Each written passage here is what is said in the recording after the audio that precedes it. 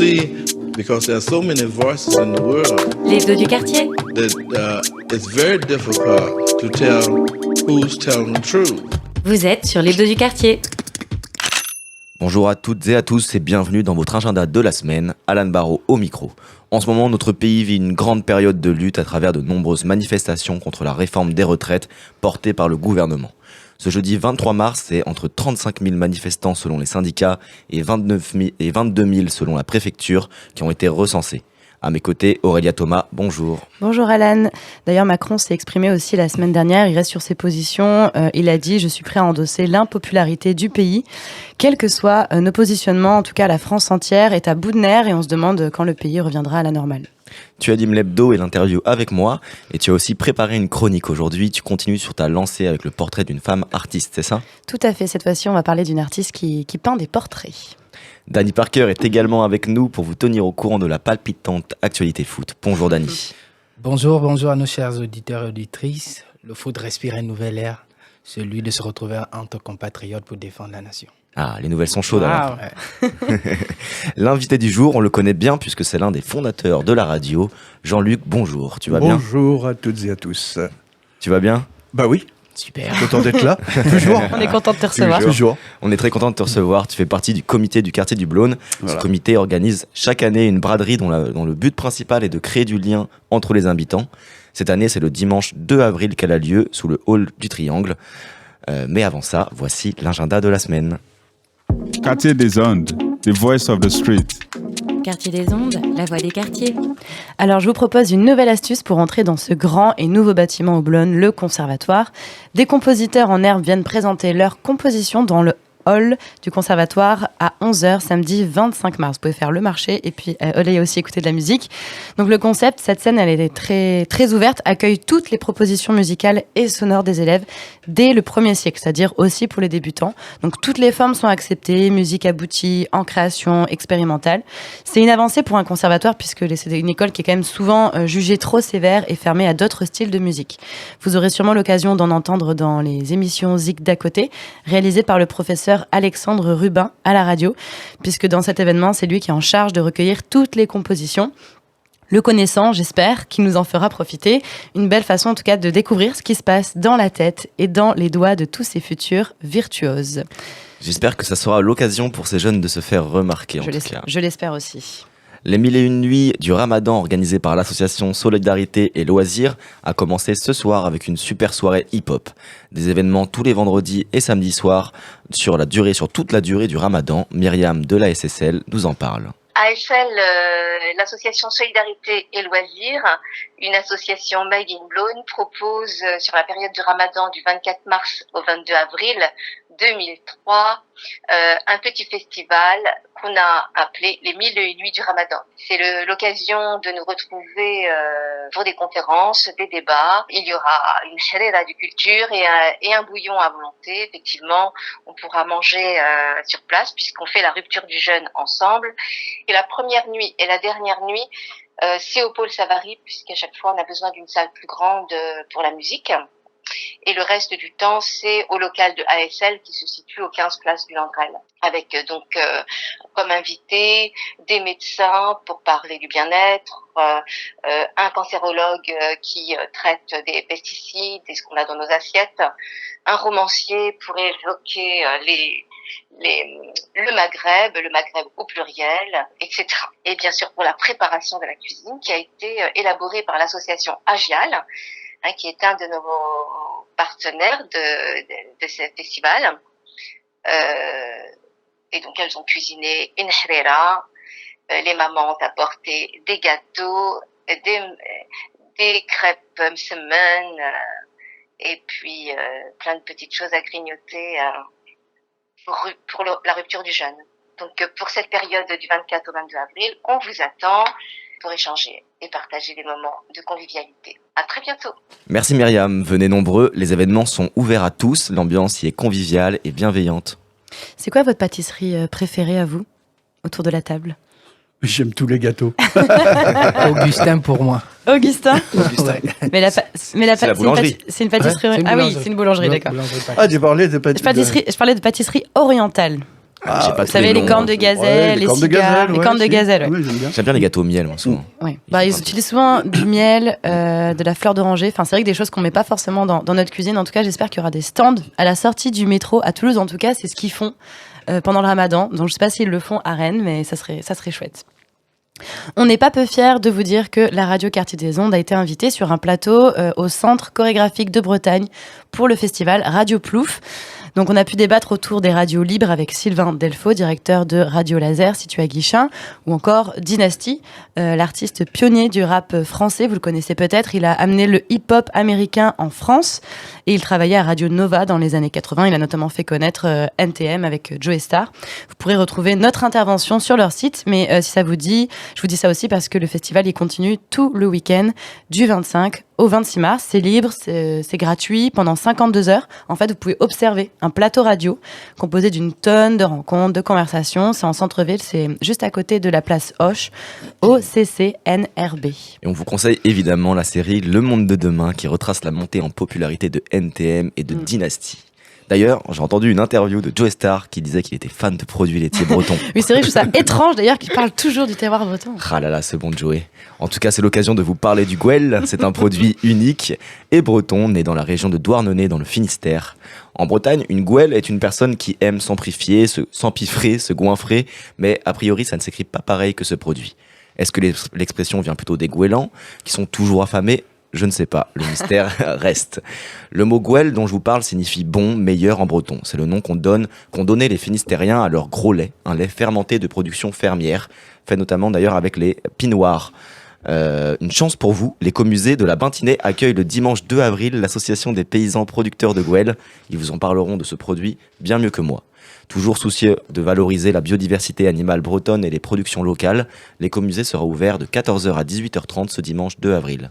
Et puisqu'ils sont nos amis pour la vie, découvrez le Gouel, produit laitier, on ne peut plus local. Merci Alan de penser à nos os et à notre cholestérol, mais bon, on n'a qu'une vie et malgré, malgré notre passion de beurre salé en Bretagne, on peut dire qu'on se porte tous très bien. Donc, en bonne santé. Le gras a aussi du bon apparemment, voilà. Et on prend soin aussi de nos jeunes pour leur futur dans le travail. Initiative pour les jeunes samedi 24 mars dans le quartier, le carrefour des métiers du Blon 2023 Quesaco. Marine Frugès, parent d'élèves au micro, nous en parle. Oui, on organise demain un carrefour des métiers, ce qui va concerner les collèges du Blon, à savoir la Binquenée et les Hautes-Ourmes. Le dernier, il a eu lieu en 2019 et ça nous semblait urgent d'en relancer un. Alors, on va accueillir une centaine de professionnels enthousiastes pour échanger sur leurs univers très variés. C'est une rencontre qui va être autant enrichissante pour les élèves que pour ces professionnels. Il y a un autre point qui nous semblait important dans ce carrefour des métiers, c'était de pouvoir proposer des professionnels qui soient à l'image de la diversité culturelle des élèves du Blon. Parce qu'on se disait que la réussite perçue, elle commence par là, par l'identification. Alors cet événement demain, il est réservé aux élèves des Hautes-Ourmes et de la Binquenée, 4e et 3e. Mais en parallèle, en fait, on a envie d'enrichir la base de contact de stage pour la mettre à la disposition de ces deux collèges et aussi pour le collège Bakita qui accueille les mêmes profils d'élèves du Blon. Donc on lance ici un appel à tous les professionnels qui pourraient accueillir des stagiaires de 3e dans les prochains mois. Vous pouvez prendre contact directement avec les collèges, mais aussi via notre messagerie qui est un peu complexe. Donc je ne sais pas si tu la partageras, Aurélia. Sinon, je le dis, c'est carrefour au singulier, .métier au pluriel, .leblon tout attaché, @gmail.com. Effectivement, le mail sera dans la description de l'émission. Ce sera plus pratique pour tout le monde pour vous contacter. Merci à Marine Frugès pour sa participation. Et pour les âmes d'artistes, accrochez-vous, il y a des projets assez stylés à Rennes. Par exemple, dans le quartier Beau-Chardonnay, un ouvrier s'est associé avec un musicien pour faire un concert. Improbable, n'est-ce pas ? C'est un duo inédit, la rencontre entre deux mondes sonores complètement différents, celui d'un violoniste et celui d'un maçon coffreur-brancheur. Ça s'appelle Fantaisie pour truelle et violon, mais d'abord, d'où vient une telle idée ? On fait de la musique en choisissant un instrument de musique, classique, et un outil de chantier, ça part de là. Vous savez peut-être que dans le quartier Beau-Chardonnay, ce quartier est en plein réaménagement. La fin est prévue pour 2024 et le collectif Ars Nomadis s'est associé à l'Orchestre National de Bretagne pour animer le quartier en attendant. 6 opus musicaux vont être joués dans le quartier, accompagnés de portraits photographiques réalisés par Caroline Ablin. C'est le dimanche 16 avril à 16h, ça s'appelle Fantaisie et pour truelle et violon. C'est au jardin de la Garden Party.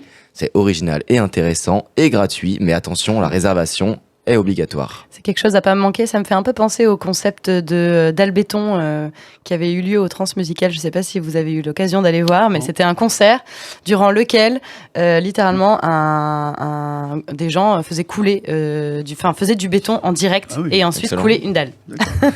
J'aimerais bien voir leur fiche technique pour le concert. Voilà. On continue dans les festivités rap et hip-hop. S'invite à Rennes, le Do It It Festival revient du 28 mars au 1er avril avec une grande programmation ambitieuse et pointue. Retrouvez des grands noms de la scène hip-hop, DJing et jazz. Pour vous, on a choisi 2 événements gratuits en partenariat avec le collectif Culture Barbare. Vous pouvez venir vous ambiancer le mercredi 29 mars à 23h30 au bar Le Doux Jésus avec DJ Az et Poche. D'ailleurs, Le Doux Jésus, c'est un bar où il y a une lumière orange qui fait qu'on a tous les yeux verts. Voilà, c'est une petite anecdote à laquelle je pense là maintenant tout de suite. DJ Poche, graffeur, producteur et DJ accompagné de l'artiste Az. Tous deux sont de grands diggers et collectionneurs de disques et vous propose un set électro-rap old school boom bap des années 90. Rien que ça. Évidemment. Et commençons par le début. Je vous propose de venir à l'inauguration du festival qui a lieu au Théâtre de la Parcheminerie, le mardi 28 mars à 18h30. Après l'inauguration de cette 14e édition de Do It It, le documentaire DMX Don't Try to Understand de Christopher Frierson et de Clark Slater sera projeté. Le documentaire porte sur le rappeur DMX décédé après sa libération de prison. C'est le portrait d'un homme luttant contre la dépendance, la célébrité et ses démons intérieurs dans ces dernières années de sa vie. Ça a l'air très deep. Ouais, c'est un petit peu deep. Si j'avais le temps, je vous ferais toute la progra, mais vous avez mais bon, on n'a pas le temps. Vous avez des concerts à l'Ubu, au Jardin Moderne, au Champ Libre, une battle de danse avec un DJ au Triangle, et il y en a pour tous les budgets. D'ailleurs, pour avoir accès à tous les concerts, il existe un pass 3 jours à 35 € qui vous permettra de faire de bonnes économies si vous comptiez venir à plusieurs de ces événements. En parlant rap, d'ailleurs, on va faire une petite pause musicale d'une de mes découvertes hip-hop du moment. Je vous propose de découvrir l'artiste Mademoiselle Lou qui vient de sortir son premier projet intitulé Précieux le 10 mars 2023. Donc c'est tout récent. Écoutons son morceau Pardonne-moi.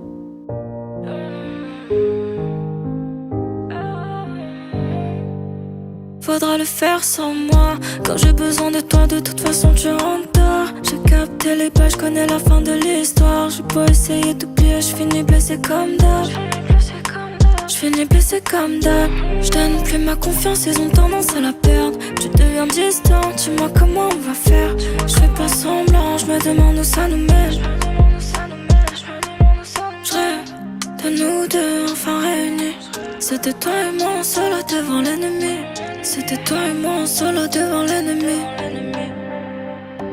Pardonne-moi, j'ai du mal à suivre si tu savais. J'ai pas su trouver les mots quand j'étais devant toi. Tu sais dans ma tête c'est le bordel. Faut avancer sans moi. Pardonne-moi, j'ai du mal à suivre si tu savais.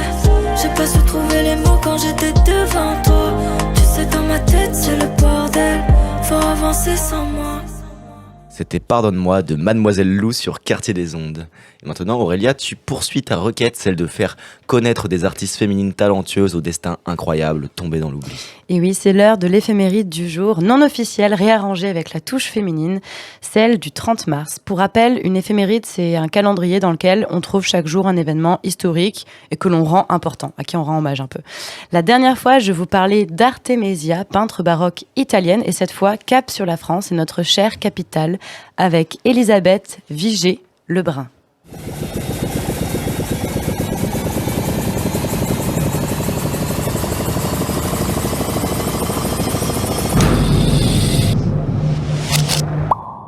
Vous prenez tous des selfies, vous avez tous des photos de profil sur vos différents réseaux sociaux, Facebook, LinkedIn ou encore Instagram pour les plus jeunes d'entre nous. Ou si vous êtes moins connectés, vous connaissez au moins l'incroyable expérience Photomaton pour votre carte d'identité. Bref, avoir un support de sa tronche quelque part, on connaît tous ça. 2 siècles ou plus auparavant, en 1755, Élisabeth venait au monde, à Paris, et son destin, devenir la plus grande, attention, tenez-vous bien, portraitiste de son temps. Avant de mourir, son père artiste lui apprend les bases du dessin et devinez quel visage elle peint en premier. C'est celui de sa mère. Elle a 15 ans, 4 ans plus tard, bingo, elle intègre l'académie de Saint-Luc. Peut-être avez-vous déjà vu ces artistes à Montmartre ou ailleurs qui dessinent en 2-3 temps mouvements vos visages en caricaturant vos singularités. Dans un style un peu différent, Elisabeth commence aussi à peindre des portraits sur commande. Elle pèse déjà dans le game, mais attention, là elle passe à une étape supérieure, puisque Elisabeth est appelée à travailler à la cour de Louis XVI. Rien que ça. Plus ou moins ironique d'ailleurs lorsqu'on sait que le roi sera par la suite décapité. Mais c'est la reine Marie-Antoinette qu'Elisabeth va peindre le plus dans leurs séances de shooting à l'ancienne. Elles deviennent même de véritables potes. Grâce à la reine, l'artiste, elle est admise à l'Académie royale, et ça, c'est pas rien. Heureusement qu'on n'est plus obligé de passer par les reines et les présidents pour entrer dans les écoles, d'ailleurs. Mais dans la nuit du 6 octobre, tout bascule. Les gens, comme en ce moment, sont dans la rue, fourche et torche à la main. La vie d'Érichou, elle est en danger. Et donc, elle est attaquée dans un pamphlet. Un pamphlet, c'est des œuvres littéraires qui attaquent le pouvoir, l'autorité. Et ça commence un peu à chauffer pour les bourgeois et le roi. Donc, elle s'enfuit avec sa fille dans la péninsule italienne, en même temps que la famille royale. Et là commence son exil, 12 ans d'exil. Mais grâce à son charme et son talent, elle va quand même réussir à servir une clientèle européenne. Elle peint pour le royaume de Naples, l'empereur de Vienne ou encore l'empereur de Russie. Donc autant vous dire qu'elle vit sa meilleure vie. Et en 1805, après la Révolution, elle retourne à Paris, tranquillou, l'air de rien, et elle continue ses œuvres sensibles et délicates jusqu'à mourir au début du printemps, le 30 mars 1842. Élisabeth Louis Vigée-Lebrun sera la première femme artiste admise à l'Académie. Chapeau bas. On se retrouve la prochaine fois pour de nouvelles aventures de Madame Badass. Merci. Merci beaucoup Aurélia, encore une artiste à la vie palpitante. Plongeons maintenant la tête dans la première, voilà, exactement. Plongeons la première dans l'actualité. J'arriverai même pas à la faire en vrai. C'est Louis XVI ça, qui a fait. Louis XVI, ça. C'est La tête décapitée. Elle roule. Laissez rouler votre tête décapitée Voilà. dans le foot. Sur le terrain de foot, voilà, avec Danny Parker. Je donne le coup d'envoi. D'accord. Alors, c'est fini les clubs, c'est fini les championnats et les coupes. Il y a mieux encore. Et oui, vous l'avez probablement deviné, il s'agit désormais d'arborer les couleurs nationales et défendre le pays. Mais tout avant de rentrer dans le vif du sujet, c'est-à-dire dans l'élimination dans les matchs à élimination pour la CAN 2023 et l'Euro 2024, nous allons vous donner quelques infos de la semaine. Alors, on rebondit sur l'affaire de corruption en Catalogne avec le club de Barça, qui était soupçonné d'avoir corrompu les arbitres. Finalement, jusqu'à l'ordre du jour, il n'y a pas de preuves qui attestent que le Barça a corrompu des arbitres. Donc, par conséquent, le club reste innocent jusqu'alors. Et le paradoxe, c'est que la FIFA a ouvert une enquête pour exclure le Barça de la Champions League suite à ce problème. Coup de tonnerre en Allemagne, Julian Nagelsmann, le coach bavarois, vient d'être démis de ses fonctions. Pourtant, sur une bonne voie, avec le bilan jusque-là normal, il est remplacé par le tacticien et le technicien allemand. Il s'agit bien de Thomas Tuchel. Cap sur les sélections, le choc de ce jeudi, c'était l'Angleterre face à l'Italie. On peut dire que l'Angleterre a été revanchard cette fois-ci, après avoir perdu la finale de l'Euro 2020 qui s'est finalement jouée en 2021 pour cause de Covid. Le match est soldé sur un score de 2-1 et a permis au Prince Harry de devenir le meilleur buteur de l'équipe anglaise, dépassant ainsi Wayne Rooney avec 54 réalisations. De l'autre côté, le Portugal de Cristiano Ronaldo a joué un match tranquille en battant 4-0 Leicester. Le match a permis à Cristiano de devenir le recordman du nombre de matchs disputés en sélection avec 197 matchs joués et dont 120 buts. Incroyable. En Afrique, on retiendra la victoire du Gabon, de la Centrafrique, la défaite du Congo-Brazzaville face au Soudan. Le Ghana prend l'avance sur l'Angola, la Zambie s'impose et l'Algérie arrache la victoire. La France jouera un match choc aujourd'hui face aux Pays-Bas. D'ailleurs, la nouvelle est tombée, c'est officiel. Kylian Mbappé sera le nouveau capitaine de l'équipe de France. Une nouvelle qui attriste un peu l'ancienne génération.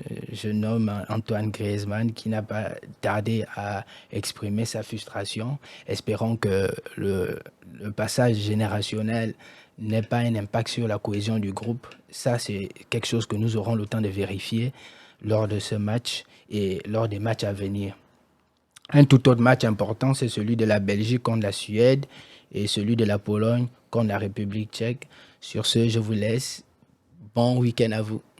Merci beaucoup Dany, en tout cas bravo à Kylian. Que de scandales quand même dans le foot. C'est fou, la corruption, la violence. Ouais. Quartier des ondes. Allez, fais comme chez toi. Quartier des ondes, la radio, faites maison. Jean-Luc Valentin, membre du comité du quartier du Blône, est avec nous en studio. Bonjour. Bonjour. Rebonjour. Rebonjour. Le dimanche 2 avril, le comité organise donc une braderie sous le hall du Triangle. C'est un comité actif depuis 1970 qui s'est donné pour mission de porter la parole des habitants du Blône et d'agir pour une meilleure qualité de vie. Vous savez peut-être pas, mais la radio Quartier des Ondes est un des 3 pôles de l'association Le Souffle et la Flamme, créée par Victor Kova-Correa. Et le pôle radio a été créé dans le but de donner la parole aux habitants du Blône et plus largement des quartiers prioritaires de Rennes afin de faire face à l'image négative que renvoient la plupart des médias généralistes. Alors pourquoi je vous dis ça ? C'est parce que Jean-Luc Valentin, qui est avec moi, a créé avec Victor, a décidé de monter cette radio associative. Tu as permis à Quartier des Ondes de se faire une place et un nom dans le quartier. En fait. Oui, enfin c'était un besoin, une envie commune d'un certain nombre d'habitants qui se posaient des questions sur comment améliorer la communication dans le quartier. Et puis on s'est tout de suite tourné, outre ce qu'il y avait déjà, hein, il y avait le ruisseau du Blône, il y avait du papier, il y avait des formats papier. On s'est dit que ça serait intéressant quand même qu'on crée un média type qu'une radio ou une TV. Bon, c'était la radio qu'on a choisi. Au travers du conseil de quartier, on s'est rencontrés avec Victor, du Souffle et de la Flamme. Et puis on s'est dit, tiens, voilà, une idée qu'on a en commun, allez, on y va, quoi. On a été soutenus derrière par la direction de quartier à l'époque, qui nous a financé un minimum de formation. On était une dizaine de personnes comme ça qui avaient envie de trier sur le volet. Tu n'avais jamais fait de la radio avant, toi ? Non, j'avais jamais fait de la radio, non, effectivement. Donc ça m'intéressait aussi en tant qu'expérience aussi. En plus, j'aime bien, moi. Je suis toujours curieux de pas mal de choses. Et donc c'était une belle expérience. On a été formés en fin 2018 sur 5 jours par Radio Laser. On était une dizaine de bénévoles. Et puis, début 2019, on s'est lancé. On a trouvé un local, on a réussi à avoir un local, qui est celui qui est toujours Square de Serbie. On a acheté du matériel, on a eu une petite subvention par la DQSE pour acheter un peu de matériel, on a aménagé le local, et puis on a commencé à faire un certain nombre de choses. On a élaboré le programme ensemble, les thématiques. Enfin, on a pas mal bossé là-dessus, quoi. Et puis... non mais c'est grâce à toi du coup qu'on a cette grille de programme aujourd'hui et qu'on a eu cette demande d'arriver sur cette opportunité d'arriver sur les ondes en fait. Et si vous demandez à quoi ressemblaient les premiers locaux, parce que là c'est vrai qu'on enregistre dans un nouveau studio, les premières photos sur Facebook où vous voyez de la mousse rouge et bleue, c'est le premier studio. C'est assez facile à repérer. Qu'on avait acheté sur Amazon. les paquets de mousse là qui arrivaient. J'en ai récupéré une partie chez moi en plus d'ailleurs. Voilà, à la place de les jeter. Tout est lié. Ouais, tout est lié, exactement. Aujourd'hui d'ailleurs on peut te retrouver dans l'émission Quand la musique est blonde qui s'enregistre 2 fois par mois ainsi que dans ton ancienne émission avec Benjamin dont les épisodes sont toujours rediffusés chaque semaine à la radio. Donc si je vous dis tout ça c'est parce que aujourd'hui tu viens avec nous et il me semblait impossible de ne pas te présenter comme l'un des piliers de la radio. Merci. Je suis content de ce qu'elle devient. Hein. C'est vrai. Franchement, quelle belle aventure avec l'arrivée de vous autres, les salariés. Voilà. Merci, ça prend une belle dimension. Ça fait super plaisir. En tout cas, moi, je suis très content d'avoir rejoint ce projet. Donc, pour revenir au sujet principal, la braderie, après tant de digressions, en quoi le hall du Triangle est le lieu parfait pour l'accueillir ? Enfin, si tu es d'accord avec ça ? Alors, le hall du Triangle, la halle. La halle, oui, tout à l'heure je me suis fait la réflexion, je me corrige pas, t'as raison. C'est pas un hall, le mot anglais, c'est le mot français halle, ouais, et qui est généralement quelque chose qui est couvert. Mais comme les halles de marché. Très vaste, comme les halles de marché, effectivement.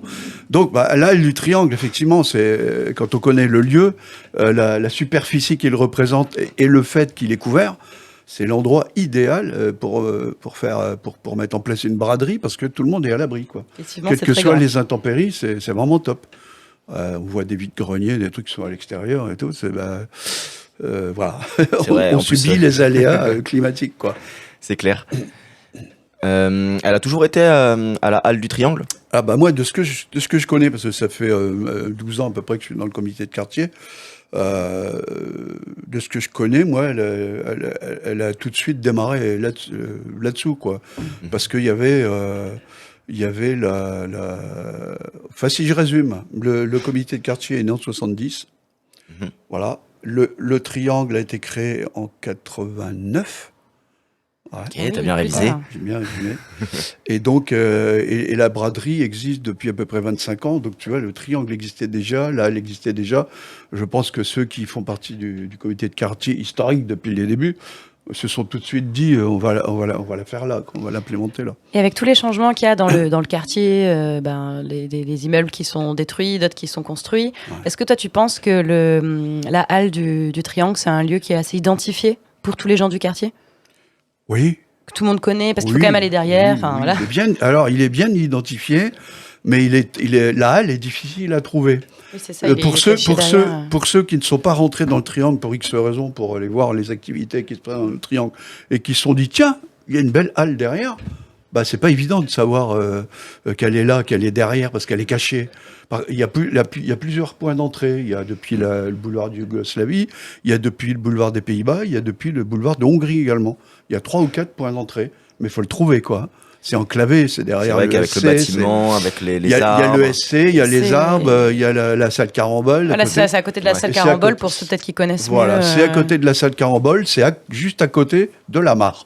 Ça doit rendre le lieu plus calme quand même d'avoir le... C'est un lieu paisible. Il y a l'école vert aussi qui sont juste à cet endroit-là. Il y a la ferme urbaine, il y a l'école vert. C'est quand même un endroit très beau, il y a une mare. C'est beau, c'est paisible, il y a la mare, il y a les grenouilles. C'est vrai que le triangle, ils mobilisent quand même, enfin ils font énormément d'événements pour les habitants du quartier, donc ils sont quand même assez accessibles maintenant, je pense, dans le quartier. Bah justement, on va venir un petit peu à toutes ces informations pratiques. Si l'on veut être exposant, on a jusqu'à quand pour réserver ? Il y a 2 jours, c'est ça ? Donc, si on veut être exposant, il faut venir aux inscriptions le mercredi 29, entre 17h et 19h, et éventuellement le lendemain, s'il reste des places, le jeudi 30, entre 17h et 19h, pour s'inscrire. Et quel est le prix des places ? Est-ce qu'on peut en prendre plusieurs ? Ouais, on peut en prendre plusieurs. C'est 6 € la place. C'est un emplacement de 2 mètres sur 2 mètres 50. Hein, donc, ça veut dire 5 mètres carrés. Voilà. Il reste beaucoup de place ? Actuellement, les inscriptions n'ont pas démarré. Ah oui. Oui, c'est le 29, oui, mais je sais pas, vous avez peut-être mars. des préinscriptions, je sais pas, des bases de données. Non. D'accord. Et donc on peut vraiment, si on veut commander 4 emplacements, on peut, du coup. Oui. Peut-être vous allez jauger en fonction de la demande, j'imagine. Après, on va jauger, effectivement, quelle est la personne qui est en face, quelles sont ses véritables intentions. On peut se dire, là, on commence à toucher presque du professionnel, là, et on est vigilant à ça. On veut qu'il y ait un maximum de monde qui participe, c'est normal quand même. Et le nombre d'emplacements au total, tu m'as dit 200... Alors 240, ça sera peut-être, on va être certainement obligé de réduire par rapport au plan qu'on avait qui date de 2019, parce que le triangle a fait des petites extensions sous la halle. Il y a les gradins, il y a l'espèce de mobil-home technique qui est à côté, qui va sans doute nous grappiller 4-5 places, quoi. Bon. Ah, les innovations. Je voulais savoir, les mineurs peuvent-ils être exposants ou pas ? Dans ce cas-là, il faut des autorisations parentales. Ok, donc c'est Et possible, prévu voilà, aussi, par exemple les parents travaillent, s'il y a l'autorisation. C'est possible, et on mettra en place lors des inscriptions. Est-ce que tu auras un stand, Jean-Luc, ou tu seras trop occupé à organiser ? Je serai trop occupé à organiser, enfin je serai bien occupé à organiser. Oui. Non, j'aurai pas de stand dessus. Mais on a quelquefois, de manière assez fréquente, des membres du comité de quartier qui sont en même temps exposants, quoi. Ça n'empêche pas. Il y aura le centre social, qui aura des emplacements aussi. Ah oui, les associations aussi peuvent avoir des emplacements. Personne morale, effectivement. Il y a peut-être des règles à préciser, tu me dis si je me trompe, mais le tabac est interdit sous la halle. Oui. Les chiens et les animaux de compagnie en général sont interdits. On évite qu'ils soient là parce que ça peut perturber complètement s'il faut faire la chasse aux chiens qui courent partout et qui foutent le bazar. Ça va foutre qui des renversent un des petit crottes peu partout. tout, qui mettent des crottes.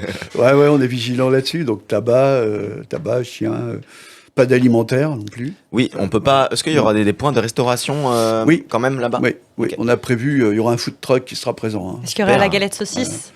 Le mec, il a un éventail assez large. Je crois que j'ai pas scruté à la loupe ce qu'il prépare, mais il a un bel éventail au niveau alimentation. Okay. Bah, super. Et de la boisson ?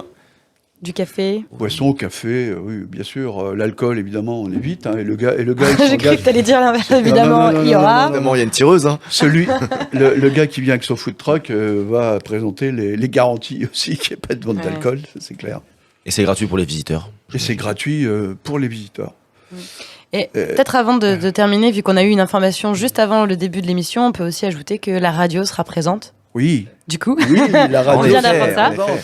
Ça va être et, top, c'est une voilà, grande première. on n'a pas Une encore grande première. totalement Le détail. quelle est l'animation, mais Ouais, on sera sûrement là plutôt dans l'après-midi, Voilà. a priori, sûrement entre 14h30 et 16h30. On vous redira exactement les horaires, Voilà. mais vous pourrez sûrement venir autour du plateau pour présenter vos stands, et on ouais. diffusera la musique.